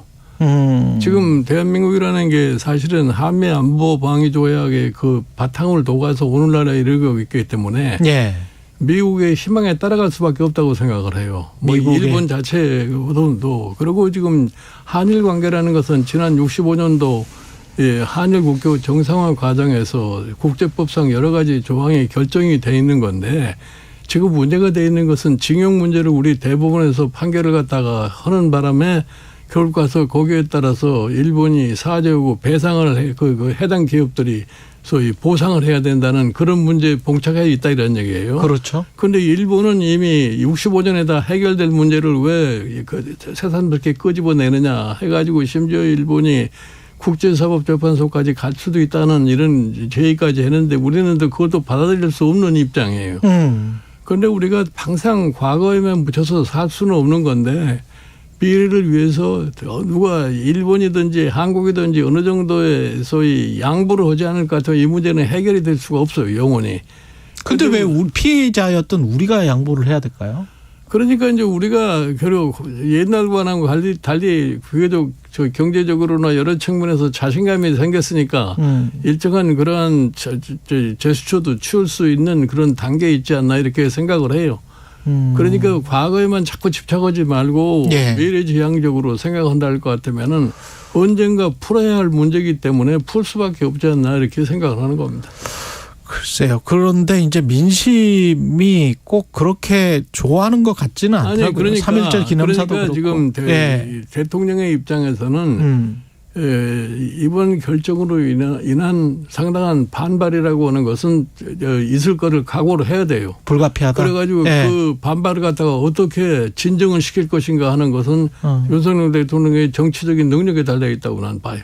윤석열 대통령이 정치적으로 득점을 하는 또 다른 이제 전략 같은 게 노동조합과 관련해서 노동조합을 강하게 프레셔를 넣고 그 노동조합의 기득권을 뺏어서 이걸 뭐 청년 일자리 쪽으로 뭐 방향을 돌리는 것 뭐 이렇게 지금 이야기를 하고 있는데 노동조합의 기득권을 뺏어든다고 해서 청년 일자리가 생기는 건 아닙니다. 나는 그래서 본질적으로 노동조합의 소위 불법적인 문제는 그건 우리나라 법률로 해결할 문제고 되고. 본질적으로 노동개혁이라고 하는 것은 기본적으로 사실 현재 우리나라의 노동조합법 자체가 현실에 있어서의 맞느냐 안 맞느냐 이걸 따져봐야 돼요. 예를 들어서 지금 노동조합이라는 것이 본질적인 목표가 뭐냐면 근로자의 저희 권익을 위한 그렇죠. 단체 행동을 하는 거 아니에요? 예. 그래서 사실 주로 소득 분배에 관련해 가지고서 노동조합의 역할을 갖다가 생각을 해야 되는 겁니다. 그런데 우리나라의 노동조합이라고 하는 것이 지금 소위 이 직장별 노조로 돼 있어 가지고서 예. 임금 협상이라고 하는 것이 직장에 있는 노조와 사업주 간에 있어서의 결정이 되는 것이 지금 현재 그렇죠. 한국노사네. 예. 그러니까 사실은 밖에 있는 이 민노총이나 한노총이나 이 사람들은 별로 할 일이 없어요. 그렇죠. 그러니까 결국 그것은 이 사람들이 주로 민노총 같은 데 터는 데가 소위 정치 사회적인 분야에 관심을 가지고서 밤낮 시위를 하고 그러는 거 아니겠어요? 예. 그 내가 한번 민주당에 내가 2016년 비대위원장이 시절에 민노총을 방문해 가지고서 이런 얘기를 한 적이 있어요. 왜 노동조합의 본연의 임무에 충실하지 않고 자꾸 정치 사회적인 문제에 좀 관여하는 것이 결국 가서 근로자에게 별로 도움이 되지 않는다 이렇게 얘기한 적이 있는데 예.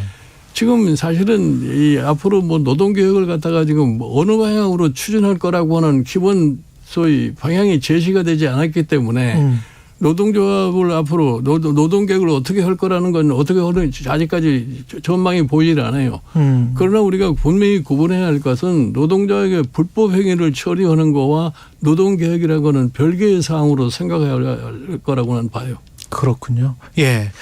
노동개혁과 관련해서 여쭤봤고요. 그리고 최근에 또 현안이 됐던 게 정순신 변호사 학폭 문제 그리고 학폭 문제와 더불어서 이제 검사 출신이기 때문에 당시에 검사였기 때문에 그런 일이 가능했던 거 아닌가 그렇게 이제 국민들이 의심을 하고 있는데 아니 그러니까 나는 이번에 소위 그 직책을 임명하는 과정 속에서 좀 현명치 못한 판단을 하지 않았느냐 이렇게 생각을 해요. 뭐 몰랐다고 그렇게 얘기를 하는데 나는 그런 정도를 몰랐다고 적당히 이렇게 변명을 해가지고선 해결될 문제가 아니라고 생각을 해요. 예.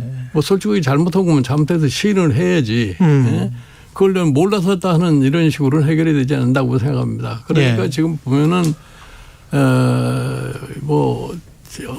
여러 지금 임명 과정에서 여러 직책을 임명하는 과정에서 뭐 검찰 출신이 주로 많이 지금 거론이 되기 때문에 일반 국민들이 보는 인상이 별로 그렇게 좋지 않은 것 같은 거예요. 예. 그러니까 그런 거는 가급적이면 좀 탈피를 해야 되는데 피해야 된다. 예, 거기에서 피하지를 못하는 것이 좀 아쉬운 거죠. 국민연금 기금위원회 산하 상근 전문위원도 한석근 변호사, 글쎄 뭐 검사 출신인데 다른 분들은 다 금융회계 전문가인데 이분만 이제 나는 왜 그런 현상이 생겨났냐고 그러냐면은 지금 우리 윤석열 대통령이 광범위한 사람에 대한 소위 주머니가 없어요.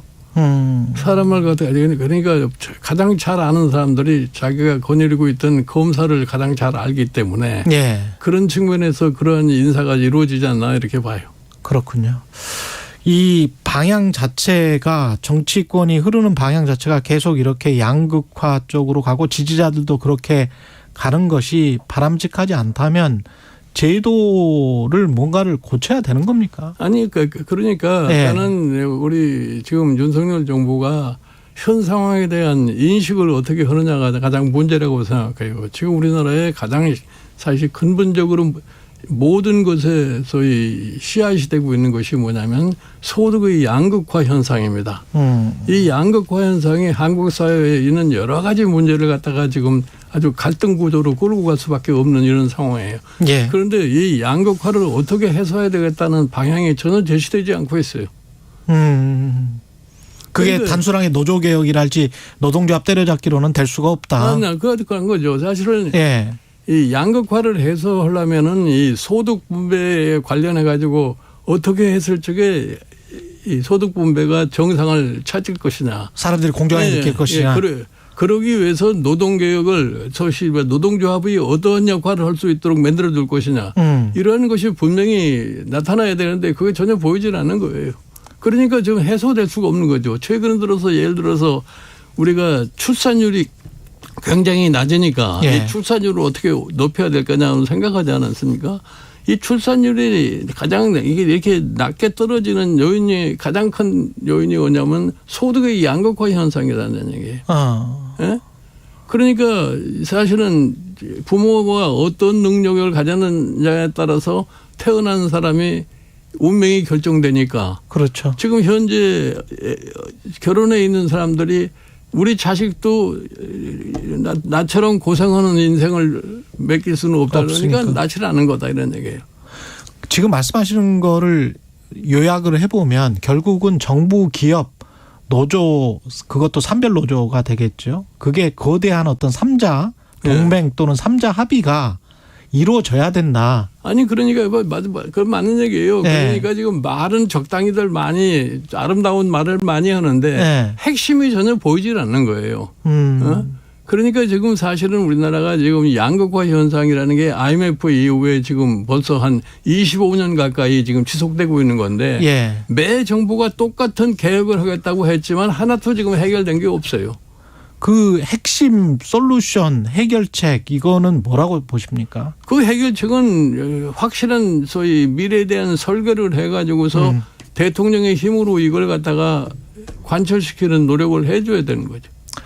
그렇군요. 만약에 그런 노력을 하기 위해서 뭔가 또 그 김종인 위원장님의 힘이 필요하다라고 하면 어떤 직위나 뭐 이런 거를 맡으실 나는 가능성? 그렇게 생각을 해요. 지금 여러 가지 개혁안들이 많은데 확실한 설계가 돼 있으면은 이것이 전부가 국회에서 제도적으로 만들어져야 하는 상황이에요. 그러니까 국민의 공감대를 갖다 가질 수 있는 계획을 해가지고서 그렇게 해서 국회를 밀어붙여야지 야당도 어느 정도 동의하고 따라오는 것이지 지금과 같은 상황에서 아무런 구체적인 안이 없이 노동개혁이다, 교육개혁이다, 무슨 연금개혁이다 할 것 같으면은 그거 이뤄질 수 없는 거예요. 큰 구상이라고 하면 내각제 개헌이랄지 개헌도 지금 동반돼야 되는 거죠. 그러니까 정치개혁을 하려고 그럴 것 같으면은 기본적으로 지금 대통령 권력구조 자체를 갖다가 바꾸는 그러한 것까지 생각할 수도 있는 거죠. 그리고 미국과의 관계 아까 지금 일본과의 관계에서도 어쩔 수가 없다라는 말씀을 하셨는데 가장 걱정되는 게 미국이 보호무역주의 자국의 유권자 중심으로 가면서 우리가 좀 상당히 불리해지고 피해를 입을 가능성이 높아지고 있지 않습니까? 이거는 어떻게 해결해야 될까요?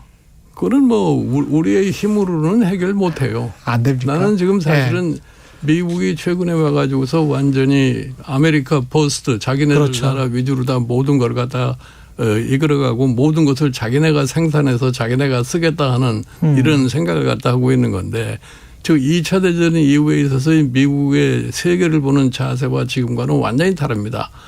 그때는 미국이 상당히 겸손했어요. 성전국임에도 불구하고. 그렇죠. 그런데 최근에 와서는 미국이 완전히 독단적인 그런 자세를 취하기 때문에 국제 경제 질서를 형성하는데 적지 않은 파장이 저는 있으리라고 생각을 해요.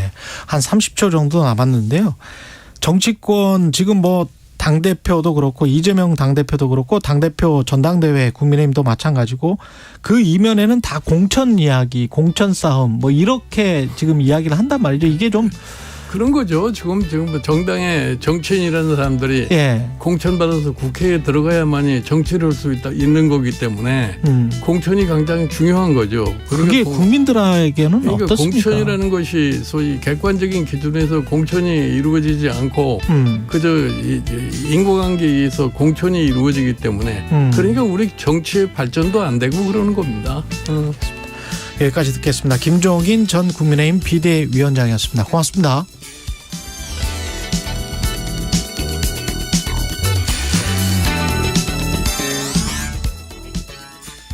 잠시 후 8시 반부터 일부 지역국에서는 해당 지역 방송을 보내드립니다. Welcome to my world. Won't you come on in.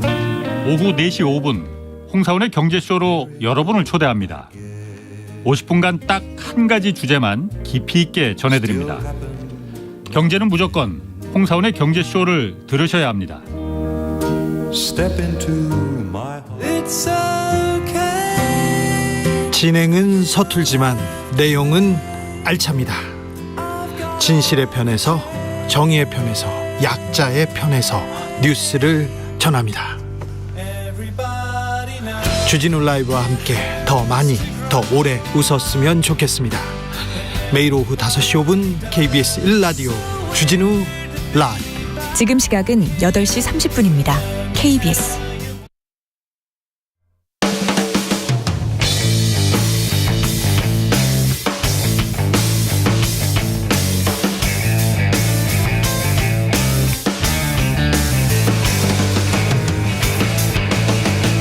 최경영의 최강 시사.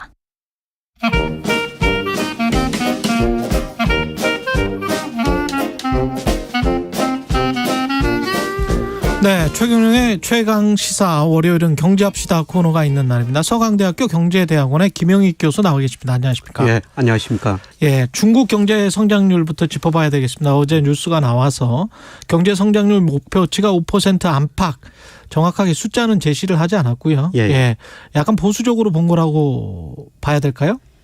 예, 그렇습니다. 네. 뭐 94년 이후로 GDP 성장률 목표치를 설정하는데요. 뭐 5% 안팎 최저치 설정한 것 같습니다. 보수적인 건가요? 현실적인 건가요? 어떻게 보십니까? 오히려 저 현실적이라고 볼 수가 있죠. 현실적이다. 예. 네, 작년에 중국 경제가 3% 성장했는데요. 뭐 올해 5% 성장. 예, 각 연구기관에서 올해 경제 성장률 전망하면서 작년보다 올해 성장률이 높아진다는 날은 거의 없습니다. 그렇죠. 예를 들어서 작년에 미국 경제가 2.1% 성장했는데 올해 1% 안팎, 유럽 경제 거의 0%, 일본 경제 1% 안팎, 예, 중국은 3%, 5% 안팎으로 전망하고 있는데요. 예. 뭐 그 이유는 중국 소비가 증가할 것이다 그러는데요. 이게 현실적인 것 같습니다. 예, 중국 경제가 사실 그동안 아주 높은 성장을 했죠. 예. 예, 특히 2008년에 미국에서 위기가 오고요. 2009년에 세계 경제가 마이너스 0.1%, 1980년 이후로 처음으로 마이너스 성장했어요. 그런데 2009년, 2010년 중국 경제는 9%, 10% 성장했거든요. 예, 그때 당시 일부 경제학자들이 중국만이 자본주의를 구제한다. 미국이 그랬죠. 이렇게 어려운데 중국이 좋기 때문에요. 그랬죠. 예, 그런데 중국 그때 성장 내용을 보니까요. 투자가 굉장히 많이 증가해 버렸어요. 아, 그때. 예. 그때 당시 투자가 GDP에서 차지하는 세계 평균이 한 22% 정도 됐습니다. 그런데 중국은 45%를 넘어서 버렸어요. 예. 투자해가지고 고성장을 했거든요. 그런데 투자해서 고성장했다는 것은 결국 기업들이 생산 능력을 많이 늘려놨다는데 물건이 안 팔리죠. 상품이 안 팔리죠. 장비 수출이랄지 우리나라 기업들도 거기에 좀 덕을 본 거잖아요. 그때는 정말 많이 덕을 봤었죠. 그렇죠. 예. 중국이 설비 투자를 많이 늘리는 덕에. 예. 그런데 문제는 그러다 보니까 중국 기업 부채가 세계에서 제일 높은 나라 중에 한 나라가 돼버렸거든요. 그래서 2008년에 GDP 대비 기업 부채가 94%였어요. 그런데 작년 3분기까지 국제결제은행 발표를 보니까 158%입니다. 우리나라가 한 110% 약간 넘었거든요. 예. 우리나라는 세계에서 가계부채가 높은 나라입니다만 중국은 기업 부채가 높은 나라예요. 기업 부채 그다음에 지방정부 부채가 또 심각하죠. 예. 지방정부 부채도 많이 늘어났고요. 또 경기를 부양하다 보니까 정부 부채가 2008년에 29%에서 작년 3분기 76% 올라가 버렸습니다. 그러면 이렇게 부채가 많으면 경기 부양, 뭐 경제 성장률을 좀 높이기 위한 방책인 경기 부양을 하려고 해도 하기가 쉽지가 않겠습니다. 그렇죠. 5%가 현실적이라는 거죠. 현실적이다. 예, 중국 경제가 과거처럼 뭐 7%, 10% 성장하는 시대는 지났고요. 이제 잘해야 5% 안팎, 좀 못하면은 4%, 3%까지도 떨어질 수 있는 현상이죠. 그 내용도 그 설비 투자 대규모로 하고 인프라 건설하고 그런 확장적인 전략에서 지금은 뭐 내용이 좀 내수 서비스 뭐 이렇게 상품 뭐 이렇게 많이 소비하고 이런 쪽으로 지금 중국이 가는 거 아니에요? 예, 그렇습니다. 그동안 투자 중심으로 성장했는데 기업이 부실해지고 은행이 부실해지고 구조조정할 수밖에 없거든요. 그래서 기업들이 과거처럼 투자를 할 수가 없어요.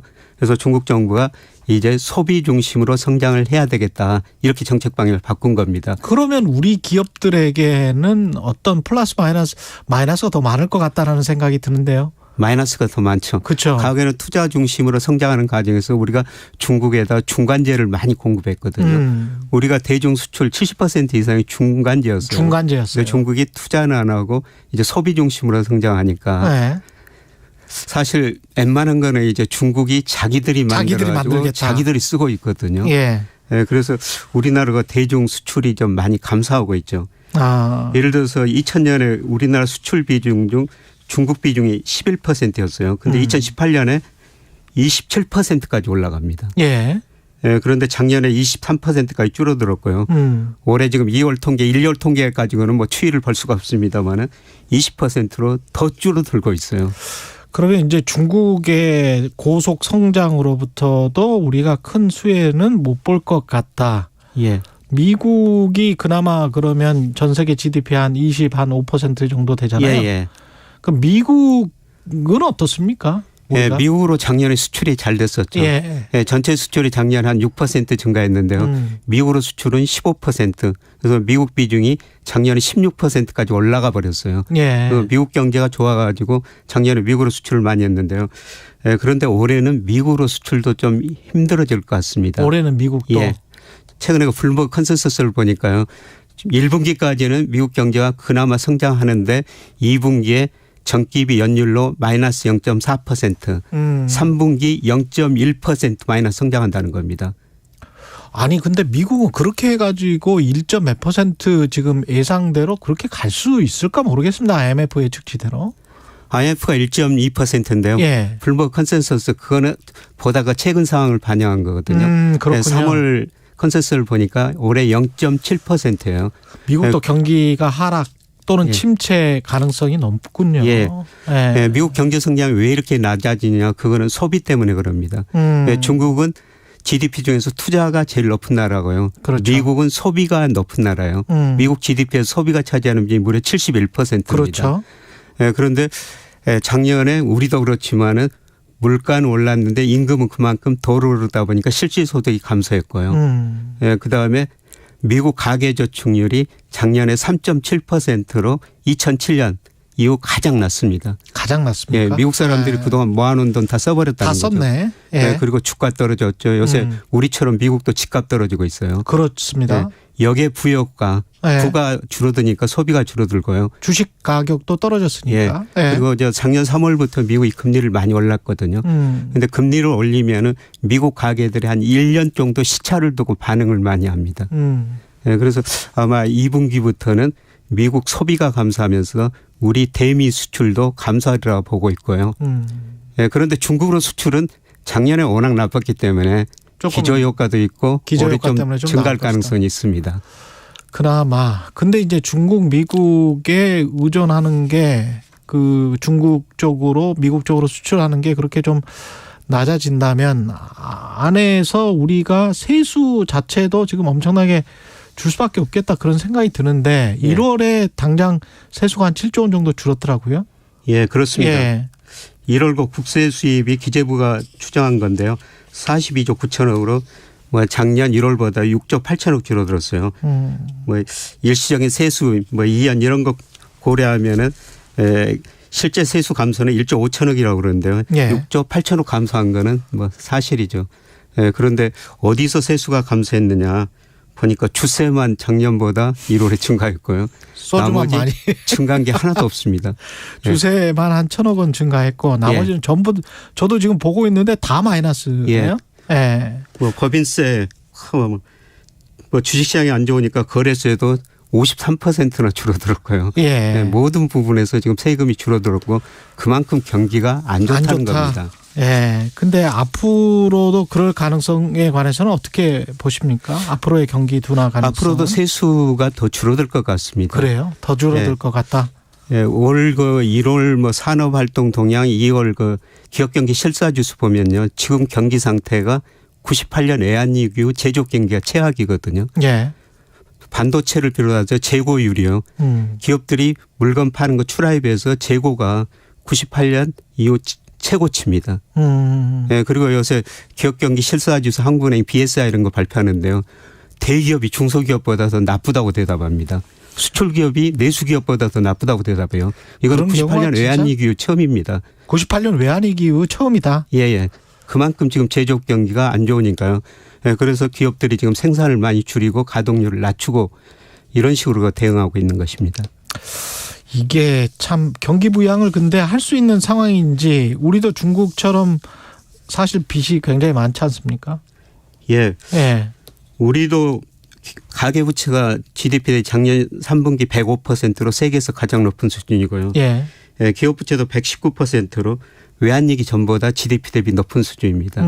그래서 가계 기업부채가 상당히 높은 수준이죠. 예. 그래서 이번 정부 정책 방향이 저성장 극복과 성장 복지 순환 이거거든요. 예. 그러니까 저성장 극복이라는 것은 무슨 의미냐면은 우리나라 역대 대통령 재직 기간 연평균 경제 성장률을 쭉 구해 보면은 대통령이 바뀔 때마다 계단식으로 떨어졌어요. 맞습니다. 지난 정부 2.3%였거든요. 이거를 한번 올라서 보자. 그래서 민간 중심의 역동 경제 이거를 제일 목표로 내세우고 있거든요. 그런데 가계부채, 기업부채가 많으니까 기업 가계가 소비 많이 투자 많이 할 수가 없다는 거죠. 그런데 결국 정부가 쓸 수밖에 없어요. 정부가 쓸 수밖에 없다. 작년 4분기, 3분기에 우리 정부 부채가 GDP 대비 44%, 세계 평균이 83%입니다. 우리가 정부 부채는 세계에서 가장 낮은 나라 중에 한 나라예요. 그렇죠. 네. 그런데도 불구하고 계속 이제 정부에서는 앓는 소리를 하잖아요. 재정 수지 적자가 우려된다, 뭐 이런 이야기. 그래서 전체 부채는요, 가계, 기업, 정부 이게 세계 따지면 우리가 세계 평균보다 낮습니다. 그렇죠. 그만큼 정부 부채가 낮다는 낮기 거죠. 때문에. 그래서 정부가 저는 쓸 수밖에 없는 상황이라고 보고 있고요. 지금은 정부가 써야 된다. 그래서 아마 뭐 추경 예산 지금 말도 안 되는 소리라고 그러겠지만 1분기, 2분기 경제 성장률 굉장히 어려울 거거든요. 그럼 추경 이야기가 나오겠죠. 아마 하반기 말부터 추경 얘기가 나오고요. 뭐 3분기에는 추경을 저는 편성할 거로 보고 있는데요. 좀 지켜봐야 될 것 같습니다. 정부는 추경 뭐 긴축 재정 이야기 계속 안정 재정 이야기를 해왔습니다만은 뭐 경제 상황에 따라서 이게 바뀌어야지 너무 거기에 몰입되는 거는 또 아니지 않습니까? 그렇죠. 지금 뭐 우리 정부가 쓸 수밖에 없는 이런 상황이라는 겁니다. 경제주의 부채 보니까요. 한국은행이 뭔가 뭐 일시 차입을 한다거나 채권 발행을 한다거나 이럴 수도 있습니까?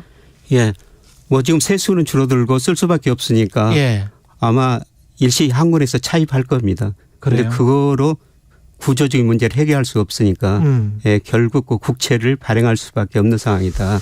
이제 국채 발행하면은 금리가 오를 것 아니냐. 그렇죠. 그런데 최근 뭐 우리나라 상황 보니까요. 우리 중소기업들은 굉장히 어렵지만은 우리 기업들이 가지고 있는 현금성 자산이 작년 9월 기준으로 940조 원이나 돼요. 대기업들이 엄청 돈을 많이 가지고 있거든요. 그 대기업들이 갈수록 은행 돈을 덜 쓸 겁니다. 그래서 정부가 국채 발행하면은 대기업들이 돈을 안 빌렸으니까 그 돈을 은행이 채권을 살 수밖에 없어요. 근데 인플레이션 상황만 아니라면 과거 같으면 경기 침체가 일어나고 인플레이션 상황만 아니라면 뭐 묵혀져 있는 그 무기명으로 돼 있는 그 자금들 있지 않습니까? 지하 자금들 이런 것들이라도 빼내기 위해서 뭐 통한증권이라도 발행하자 이런 이야기가 나왔을 텐데 지금 상황은 어떻게 보세요? 물가가 오늘 아침에 지금 2월께 방금 전에 발표됐거든요.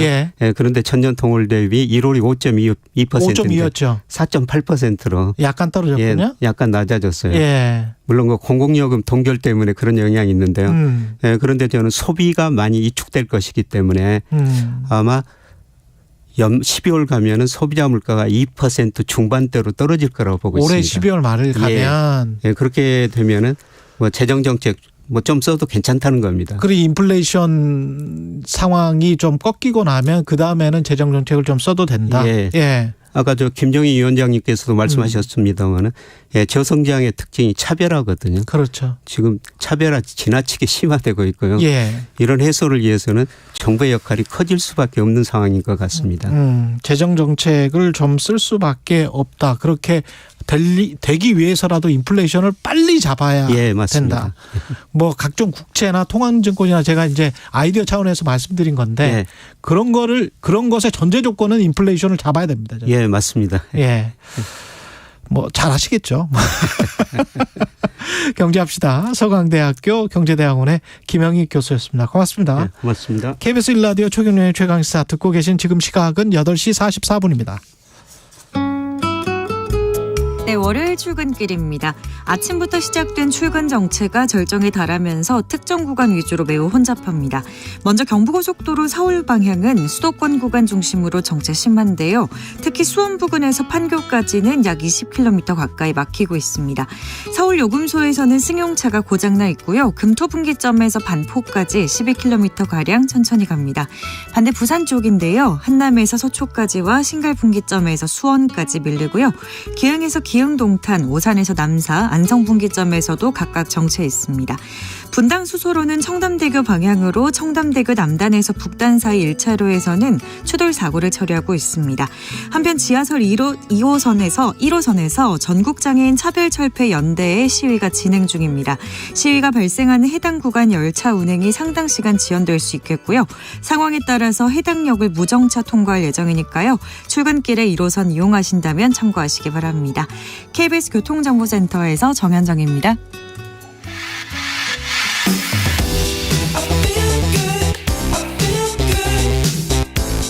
세상에 이익이 되는 방송 최경영의 최강시사. 네, 심층 적격 심사 대상으로 분류됐던 이문정 대구지방검찰청 부장검사가 지난 2일 검사 적격 심사를 통과했습니다. 이문정 검사는 누가 누구의 적격을 심사하는지 황당하다 이렇게 비판을 했는데요. 임 검사님 직접 전화 연결돼 있습니다. 안녕하세요. 안녕하세요. 살아 들어왔습니다. 네, 축하드립니다. 예. 감사합니다. 예, 광주에 지금 계시죠? 휴가 내고 광주에 와 있습니다. 예, 무슨 일로 가셨습니까? 그러니까 제가 도가니 검사잖아요. 맞아요. 예. 도가니는 광주 인하원에서 벌어졌던 끔찍한 아동 성폭력 사건 그걸 다뤘던 건데 제가 인하원 출신 그 청각 장애자들이 바리스타로 일하는 카페가 있어요. 그 카페홀더 광산구청장 10주년이라서 영광스럽게도 제가 명예점장으로 초청돼가지고요. 그래서 명예점장으로 봉사활동하려고 왔습니다. 예, 좋은 일도 많이 하시네요. 그 법무부의 검사 적격 심사위를 통과했는데 그 통과하기 전 심사 받기 전에 심정도 궁금하고 그 이후에 심경도 궁금합니다. 어떻습니까? 이렇게 잘릴 거라고 생각을 당연히 2016년 1월 달에 그때도 잘릴 뻔 했었으니까. 아, 그래요? 그때는 다음 7년 뒤에는 가차없이 잘리겠구나. 조금 더 할 거니까라는 생각을 했었던 거라서요. 마음의 준비를 하면서 저는 적격심사위원회 준비한다기보단 제 발로 나가려고 했던 건데 제가 버린 일들을 마무리를 할 게 좀 더 남았고 하고 싶은 일들이 많아서 적격심사 담담하게 대응하자라는 마음으로 했었는데요. 의외로 2016년 1월 달에는 솔직히 너무 억울하고 분하고 그랬었는데 지금 탄원서도 4만 몇천 명의 많은 분들이 탄원서도 내주시고 응원해 주셨고 저를 위해 기도해 주신 분들이 많아서 적격심사위원회 가는데 너무 담담하고 평안해가지고요. 되게 신기한 경험을 했습니다. 예, 이게 검사 적격 심사 제도라는 게 모든 검사들이 받는 겁니까? 예, 7년마다 모든 검사들이 받는 건데요. 대부분은 그냥 통과하는 거고요. 조금 문제가 있다 싶은 사람들은 한 1년에 몇 명 속아내서 자꾸 들여다보면서 최종적으로 적격심사위원회에서 너 이상한지 아닌지 한번 너 스스로 한번 소명해봐. 이런 기회를 주는 사람은 있기도 하고 없기도 한데 거의 없는데요. 저는 참 인생이 롤러코스터라서 정말 잘 나가던 검사였다가 2012년부터는 그냥 번번이 잘릴 위기에 있어가지고요. 이 불의한 검찰의 그런 시대에서는 이런 게 언젠간 훈장으로 정리되지 않겠습니까? 네. 뭘 보는 겁니까? 이게 검찰 청법에 따르면 직무 수행 능력이 현저하게 떨어져서 정상적으로 검사 일을 할 수 없는 사람들을 자르는 건데요. 2016년도에 제가 잘릴 뻔했을 때도 그때도 검사 게시판 글 때문에 조직 분위기 흐린다. 이게 솔직히 법무부에서 자르려고 했던 이유였고요. 그 수행 능력인데 무슨 게시판 글 때문에 자르려고 했었던 거군요. 예. 좀 어이없고요. 근데 이번의 경우에는 이제 검사 게시판 글을 이야기할 수 있는 시대는 아니니까 예. 조직 상급자들한테 근무 평정이 내부 고발자가 좋은 평정을 받을 수는 없잖아요. 예. 그래서 그 상급자들한테 나쁜 평정, 저 같은 경우는 최우수 S부터 F까지 그 평정도 넓뛰는데 F가 좀 뭐 몇 번 있으니까 상급자들한테 이렇게 찍혔으면 네가 문제가 있는 게 아니냐라는 것에 대해서 지금 검사장인 검찰 내부위원이 적극적으로 좀 많이 추궁하고 어떻게 하든지 좀 잘라보려고 노력하시더라고요.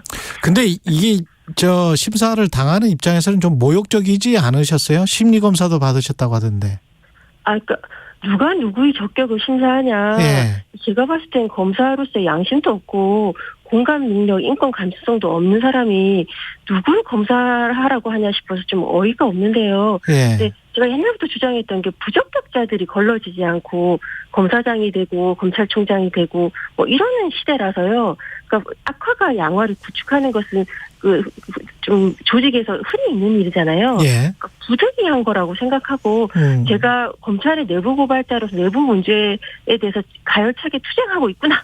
이렇게 평가받은 것으로 생각하고 정말 조금 모욕적이었는데 오히려 좀 저한테 감사했던 게 솔직히 말해서 공무원에 대한 평가는 상급자가 아니라 국민이 하는 게 원칙이잖아요. 예. 국민이 할 수 없어서 상급자가 평정을 매기는 건데 이 도관이 관련된 분들 두 분이 특별 변호인으로 오셔서 제가 평정이 나쁘다고 좀 문제가 있다고 말씀하시는 분들 앞에서 우리 국민들은 우리 같은 힘없는 사람들은 정순신 같은 검사가 아니라 이민정 같은 검사를 원한다고 말씀해 주신 게 그달에 솔직히 좀 모욕감이 안 느끼는 건 아닌데 그런 말 들으니까 위로가 돼서 내가 헛살지는 않았다. 함께하는 사람들이 이렇게 많다 싶어서 저는 좀 많이 울컥했어요. 아니 심사위에서 직접 그 이야기를 했어요?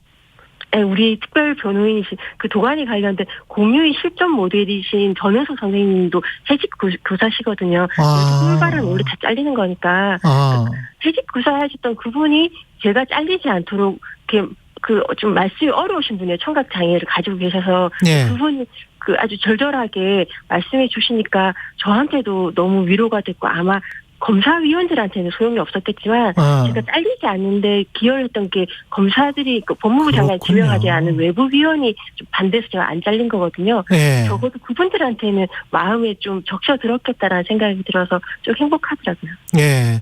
정순신 전 검사 같은 사람이 아니고 이문정 검사 같은 사람이 우리 같은 사람들에게는 필요하다 이런 이야기를 했다고 하는데 정순신 전 검사는 국가수사본부장 적격자로서 무사 통과가 됐었잖아요, 사실은.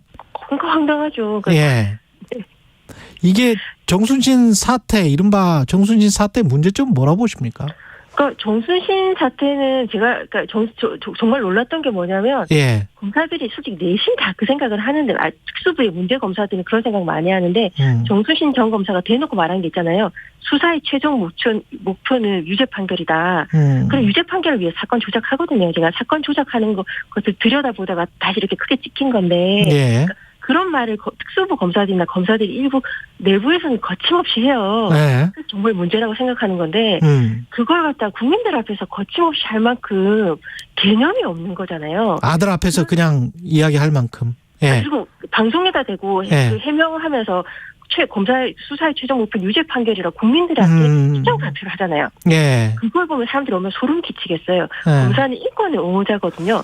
적법 절차를 준수하도록 그걸 갖다가 컨트롤하는 역할이어야 되는데 그 사법 진실이 실제 진실이 발견과 사법 정의가 목표가 아니라 유죄 판결이 목표라고 하는 사람이 이런 사람이 검사였어? 인권 감독관이었어? 이런 사람들 검사로 인사를 했었어?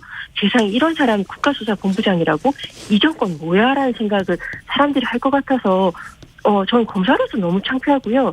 이런 인사검증 시스템, 이런 법무부, 이런 대통령실의 인식이 한계가 부분들의 태생적 한계이기도 한데 너무 걱정스럽죠. 이게 책임을 느낀다고는 했는데 한동훈 법무부 장관도 책임을 지겠냐는 질문에는 아니다 이렇게 답을 했단 말이죠. 에이, 우리 검찰은 책임을 묻는 조직이지 책임을 지는 조직이 아니에요. 지금까지 쭉 보셨으면서 왜 책임을 안 지냐고 단단지는 질문을 하시면 안 되고요. 우리 책임을 묻는 말도 안 조직이다. 됩니까? 예. 그렇죠. 그렇게 생각하셔야 됩니다. 그러니까 책임을 절대 질 수는 없습니까? 검사는? 아니 잘못 기소를 해도? 그 책임지는 거 보셨어요? 아니 근데 사실은 세금 내는 시민들을 잘못 기소한 거는 이게 법치주의 국가에서는 굉장히 큰일이지 않습니까? 사실은. 그래서 제가 내부 고발 활동을 열심히 하는 건데 예. 제가 적격 심사를 가잖아요. 그러니까 내부 고발에서 그러면 안 된다고 말하는 제가 적격 심사를 가는 거지 그렇게 하신 분들이 적격 심사를 가는 게 아니거든요. 예. 국정원 간접 증거 조작으로 문제가 됐던 이시원 전 검사가 공직기강 비서관인데 공직기강을 어떻게 잡으실지 뻔히 보이는 거잖아요. 이 윤석열 대통령 이분이 좀 패밀리형 보스 내 조직의 내 라인 잘못은 이렇게 안고 가면서 충성을 하는 그런 순서 보장받는 이런 좀 마인드 잘못된 마인드를 좀 많이 가지고 있는 분이라서 제가 처음부터 계속 우려를 제기했던 거였고 윤석열 총장님으로서 내정되었을 때 정치 검사들 버리시라 인사 제대로 하셔야 된다고 고언을 했던 게 안 들을 줄 알았지만 고언을 하는 건 아랫사람 몫이잖아요. 그렇게 해서 총장이 되셨고 역시 그렇게 인사를 하셨고 대통령이 되셨고 역시 그렇게 인사를 하고 있는 거라 이 정권이 쭉 그렇게 가실 겁니다. 그게 슬프죠. 그 검찰 조직 개혁을 위해서 뭔가 계속 이제 하실 거죠? 제가 그러려고 안 나가고 버티는 거니까요. 앞으로 7년 제가 어떻게 하는지 지켜보시면 될 것 같습니다. 열심히 하겠습니다. 구체적으로 지금 말씀해 주실 수는 없죠? 아니, 그러니까 지금 당장 하고 있는 게 국가배상소송 항소심, 상고심도 있고요. 재정신청도 있고요. 최근에는 국가인권위에다 진정서를 냈는데 이번 적격심사 과정에서 일어난 내부 고발자에 대한 찍어내기를 위한 자의적인 인사평정 기준으로 바꾼다거나 이거 심리 검사 결과지를 당사자한테 안 주려고 했던 말도 안 되는 모든 것에 대해서 추가로 좀 진정서를 작성해서 국가인권위에 제출할 거고요. 이런 것에 대해서 문제 제기는 제가 지금까지 이렇게 해도 안 잘렸으니까 조금 더 해봐도 되지 않겠습니까? 30초밖에 안 남았는데 또 검사 출신이 국민연금 기금운용 전문위원회에 임명됐단 말이죠. 이것도 그냥 앞으로 계속 이런 일이 계속 될 거다? 그러니까 전직 수사관들도 지금 신문에 안 나서 그렇지 많이 나가고 있어요. 그렇군요. 알려진 것보다 알려지지 않은 것 빙산의 일각만 알려졌다라고 생각하시면 되고요. 아시는 게 검찰밖에 없어서 검찰 시스템처럼 조직 문화로 움직이려고 하는 게 어디 가는 게 아니라서 이런 것을 좀 슬프지만 계속 보실 거고요. 이게 좀 덜 보시려면 계속 비판해 주셔야 되니까 저도 저대로 열심히 하겠지만 언론에서 좀 열심히 해주셨으면 좋겠습니다. 알겠습니다. 고맙습니다. 이문정 대구지검 부장검사였습니다. 고맙습니다. 감사합니다.